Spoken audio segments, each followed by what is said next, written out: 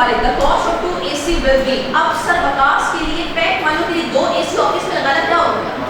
Non current acid हो गया। अगर आपको याद हो तो मैंने आपसे कहा था जो पैक में AC लगे हुए हैं तो पैक वालों से पूछे सर आपके लिए AC चेयर डाइस क्या है, तो बोलेंगे नॉन करंट एसिड। तो अगर कोई बंदा अपने बिजनेस में फर्नीचर रखता है, AC लगाता है, कोई नॉन करंट एसिड इंस्टॉल करता है, तो उस बिजनेस के लिए वो क्या हो जाएगा? Non current acid. तो ऑप्शन सी 60 वाला से अभी हमने किया है, जरा करें 60 वाला।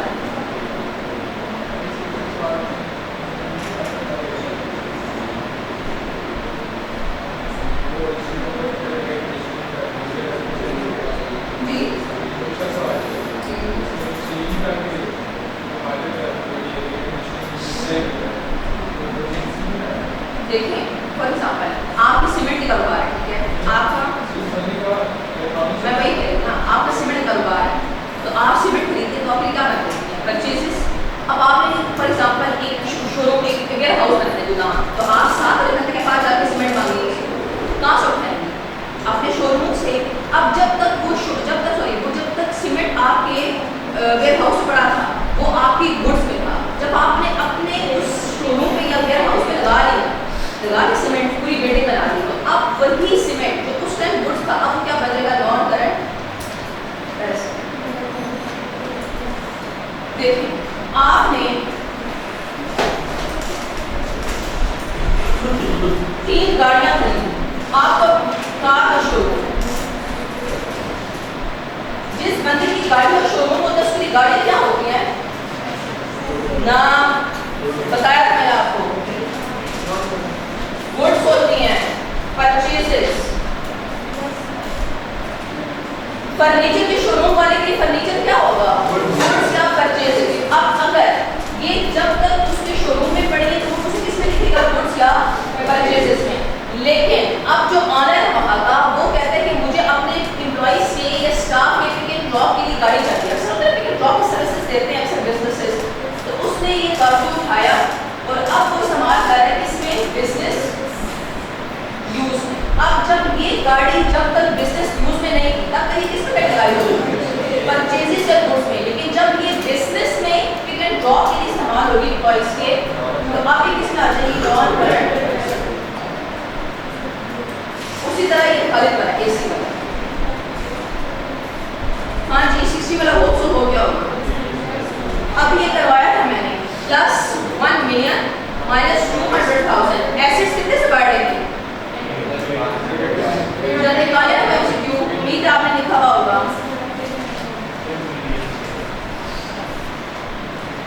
ये था MCQ नंबर 39। एसेट्स कितने से बढ़ रहे हैं? 800,000 से। और लायबिलिटीज कितने से बढ़ रहे हैं? 800,000 से। तो ऑप्शन क्या आ जाएगा? B delta. मिला है 39 इसके साथ लिखते हैं MCQ नंबर 39, वहां से पता चल जाएगा MCQ नंबर 39 अगर आपने लिखने की तकलीफ की हो तो।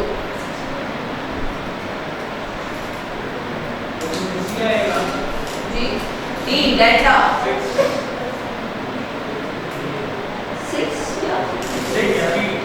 60 में डेल्टा।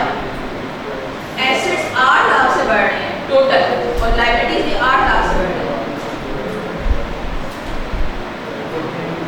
तो हमने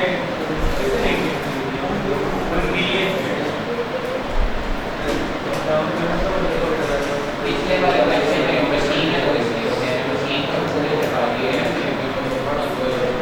एक्चुअली नंबर 60 है A = C + L, ठीक है। आपने एक नॉन करंट एसिड खरीदा प्लस इसमें क्या चीज खरीदी आपने?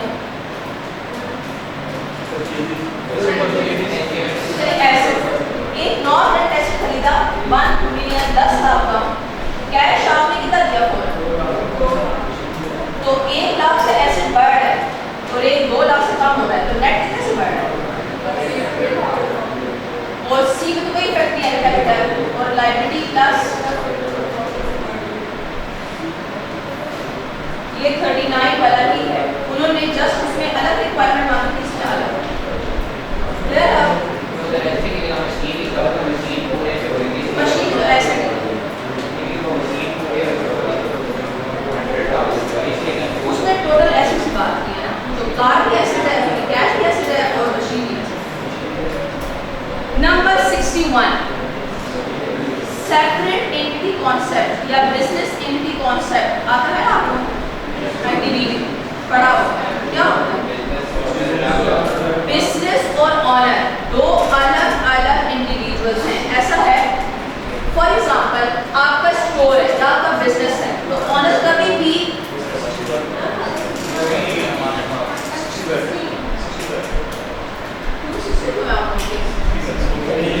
पुराने कुछ अपने पास नहीं वो तो पुराना है ना आपके पास मैं आपको नहीं भेज रही हूँ आपके पास नहीं है पुरानी वाली यूज कर रही हूँ आपको प्रोसेस किसी है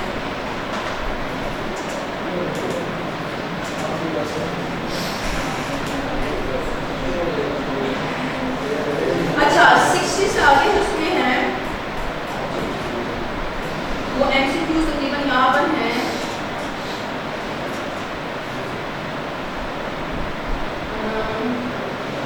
85 तक और ये वाला आप भी फिलहाल नहीं कर सकते हैं तो ये जो बाकी कुछ एमसीक्यूज रह रहे हैं अराउंड 15 ये मैं आपको कल कराऊंगा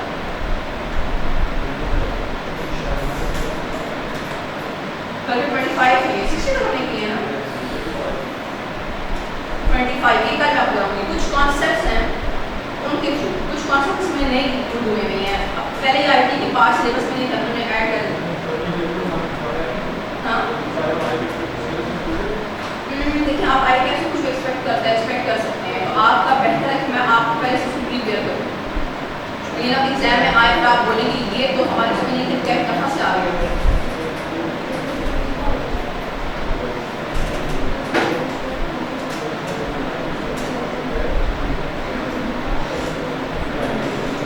मैं आपको कुछ एक्स्ट्रा 50 एमसीक्यू सेंड कर रही हूँ जरा उनको होमवर्क में तो नोट करें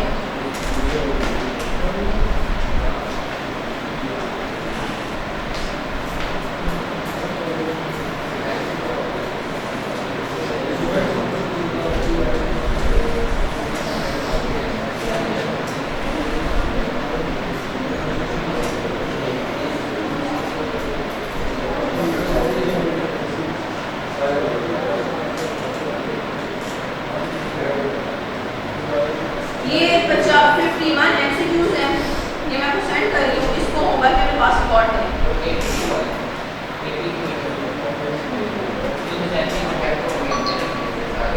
किस चैप्टर में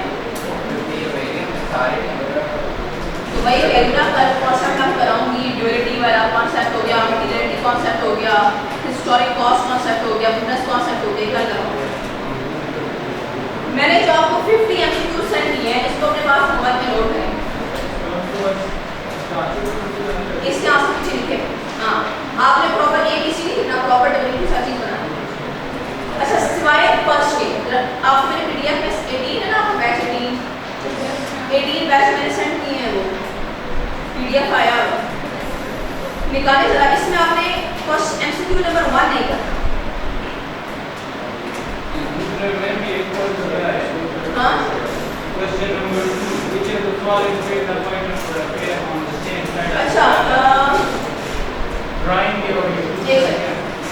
accruals and pre payments again आपके पास ऐसा चैप्टर है जिसमें अक्सर स्टूडेंट को वीक एरिया होता है ये आप चैप्टर नंबर 4 में पढ़ेंगे अक्रूवल्स एंड प्री पेमेंट्स ये 5 है लेकिन फिलहाल इस एमसीक्यू को सॉल्व करने के लिए अपने पास देखें अक्रूवल का मतलब होता है लायबिलिटी ये आप इसको याद रखना है जब ये चैप्टर में कराऊंगी अक्रूवल्स एंड प्री पेमेंट्स तब आपको बताऊंगी क्यों लायबिलिटी क्यों ये ऐसे प्री पेमेंट का मतलब लिखें ऐसे carriage inward and carriage outward ये है expense carriage inward and carriage outward expense इसमें आपको पीडीएफ सेंड किया उसमें एमसीक्यू नंबर 2 में यूज हो रहा है तो उसके लिए आपने फिलहाल ये याद रखना है कि अक्रूवल लायबिलिटी है अक्रूवल प्री पेमेंट एसिड है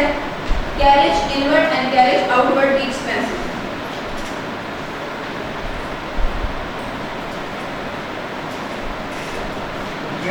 है क्या जी क्या है चीज अक्रूवल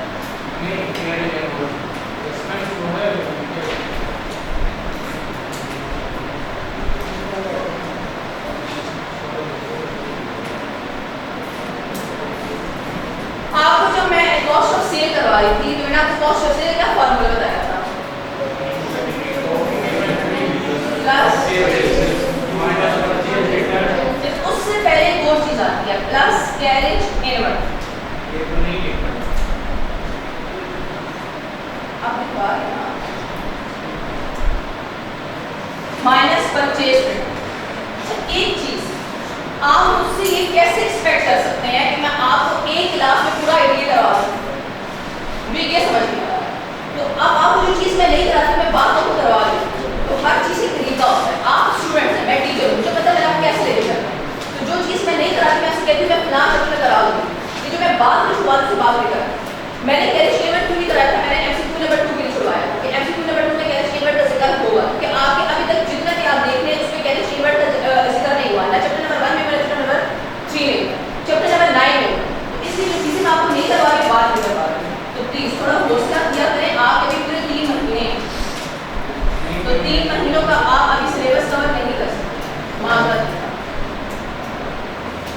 लिखिए अपने पास कॉस्ट ऑफ सेल या फॉर्मूला ओपनिंग इन्वेंटरी भी आपने पढ़ा था प्लस परचेजेस भी परचेज रिटर्न की क्लोजिंग कैरेज इनवर्ट ऐड होता है